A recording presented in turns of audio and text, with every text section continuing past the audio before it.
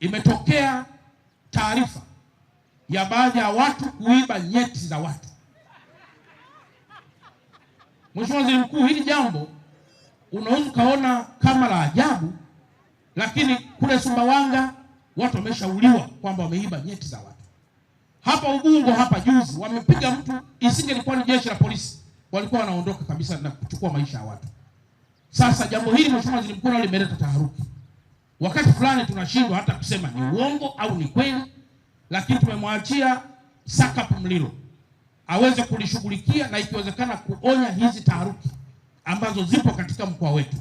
Mtu anaibuka anasema mimi nilikuwa mzima, sasa sioni kitu. Sasa haoni kitu gani? Haelezi.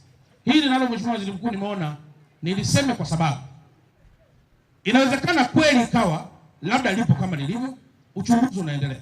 Lakini kwa kuwa waziri wa mambo ya ndani yupo na ameshatoa pia taarifa, na hata juzi msemaji wa jeshi la polisi amezungumza vizuri sana. Sasa very likely kwamba tukizubaa kuangalia kwamba kilichopo ndio hicho wanachokizungumzia, very likely kuna agenda fiche ambayo imepanga kuharibu pia amani ambayo tunayo katika taifa letu. Sasa vyombo vya usalama vitaendelea pia kulivalia njuga ili mambo mengine yaweze kwenda vizuri. Na jambo la tatu ambalo lilileta taharuki ni hili ambalo wewe Mheshimiwa Waziri Mkuu umekuja sasa kuwapa pole wa Tanzania.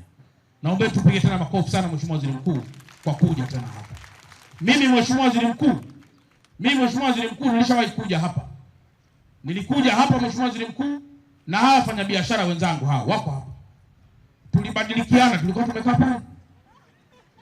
Wao walikuwepo baadhi yao wasanii na mimi pia wakanikuta msanii pia kidogo.